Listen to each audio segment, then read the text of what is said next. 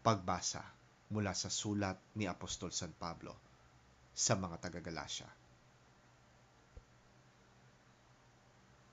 Kung gayon, maliwanag na ang mga nananalig sa Diyos ang siyang tunay na lahi ni Abraham. Bago pa ito nangyari, ay ipinahayag na ng kasulatan na ipawawalang sala ng Diyos ang mga hintil sa pamamagitan ng kanilang pananalig sa Kanya, at ang magandang balitang ito ay inihayag kay Abraham. Sa pamamagitan mo'y pagpapalain ng Diyos ang lahat ng bansa. Sumampalataya sa Diyos si Abraham, kaya't siya'y pinagpala, at pagpapalain ding tulad niya ang lahat ng nananalig sa Diyos.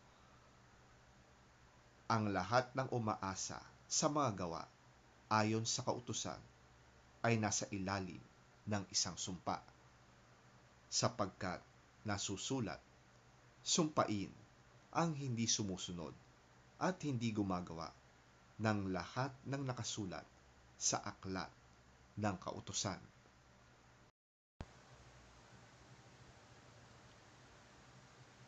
Malinaw na walang taong pinapawalang sala sa paningin ng Diyos sa pamamagitan ng kautusan, sapagkat sinasabi ng kasulatan, ang pinawalang sala ay mabubuhay dahil sa pananampalataya. Ang kautusan ay walang kinalaman sa pananampalataya sa Diyos, sapagkat sinasabi ng kasulatan, ang tumutupad sa lahat ng hinihingi ng kautusan ay mabubuhay sa pamamagitan ng mga ito. Tinubos tayo ni Kristo mula sa sumpa ng kautusan nang siya ay isinumpa para sa atin, sapagkat nasusulat, isinumpa ang bawat ibinitin sa punong kahoy. Ginawa ito ni Kristo upang ang mapagpapalang ipinangako ng Diyos kay Abraham ay makamtan din ng mga hintil sa pamamagitan ni Kristo Jesus. Sa pamamagitan ng pananalig sa Kanya ay matatanggap natin ang Espiritong ipinangako ng Diyos.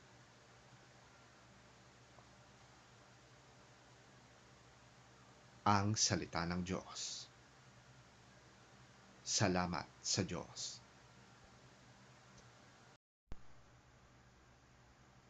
Ang mabuting balita ng Panginoon ayon kay San Lucas. Papuri sa iyo, Panginoon. Minsan, pinalayas ni Jesus ang isang demonyo mula sa isang lalaking pipi. Nang nakapagsalita ito, ang mga tao ay humanga kay Jesus.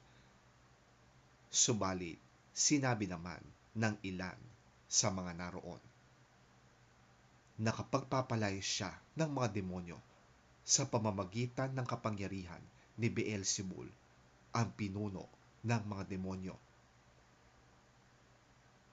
May ilan namang sa pagnanais na siya'y subukin, patuloy na humihiling na magpakita siya ng isang himalang mula sa langit. At dahil alam ni Jesus ang kanilang iniisip, sinabi niya sa kanila, ang kahariang nahahati sa magkakalabang pangkat ay babagsak, at ang sambahayang nag-aaway-away ay mawawasak. Kung may mga pangkat sa kaharian ni Satanas na naglalaban-laban, paano mananatili ang kanyang kaharian? Sinasabi ninyong nagpapalayas ako ng mga demonyo sa kapangyarihan ni Beelzebul. Kung sa kapangyarihan ni Beelzebul ako nagpapalayas ng mga demonyo, Sa kaninong kapangyarihan naman nagpapalayas ng demonyo ang inyong mga tagasunod? Sila na rin ang magpapatunay na mali kayo.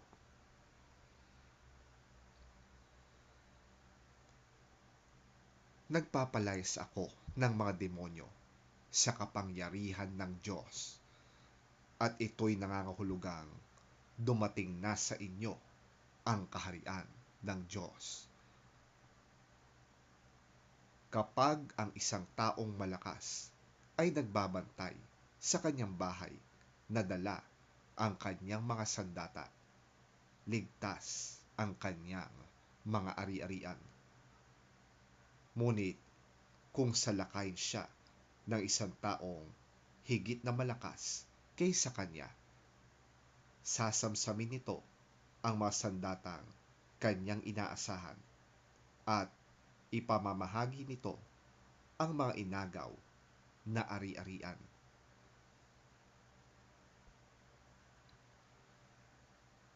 Ang hindi ko kakampi ay kalaban ko, at ang hindi ko kasamang nag-iipon ay nagkakalat. Kapag umalis sa tao ang isang masamang espiritu, nagpapagala-gala ito sa mga tigang na lugar at naghahanap ng mapagpapahingahan. Kapag wala siyang makita, sasabihin niya sa sarili, babalik ako sa bahay na aking pinanggalingan. Sa pagbabalik niya ay matatagpuan niyang malinis at maayos ang bahay. Kaya't lalabas siyang muli at magsasama ng 7 pang espiritong mas masasama kaysa kanya. Papasok sila at maninirahan doon. Kaya't mas masama pa kaysa dati ang kalagayan ng taong yon.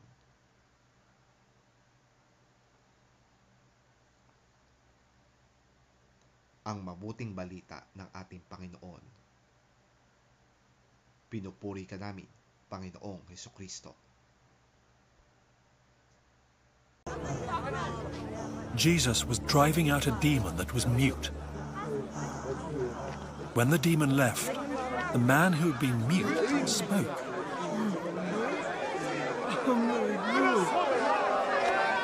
And the crowd was amazed. Some of them said, "By Beelzebul, the prince of demons, he is driving out demons." Others tested him by asking for a sign from heaven.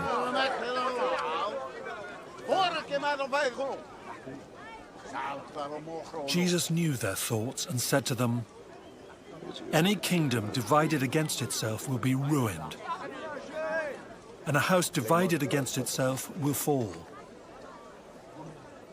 If Satan is divided against himself, how can his kingdom stand?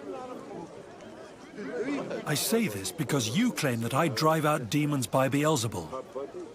Now, if I drive out demons by Beelzebul, by whom do your followers drive them out? So then, they will be your judges. But if I drive out demons by the finger of God, then the kingdom of God has come upon you. When a strong man, fully armed, guards his own house, his possessions are safe. But when someone stronger attacks and overpowers him, he takes away the armor in which the man trusted and divides up his plunder. Whoever is not with me is against me, and whoever does not gather with me scatters. When an impure spirit comes out of a person, it goes through arid places, seeking rest, and does not find it. Then it says, I will return to the house I left. When it arrives, it finds the house swept clean and put in order. Then it goes and takes 7 other spirits more wicked than itself, and they go in and live there. And the final condition of that person is worse than the first.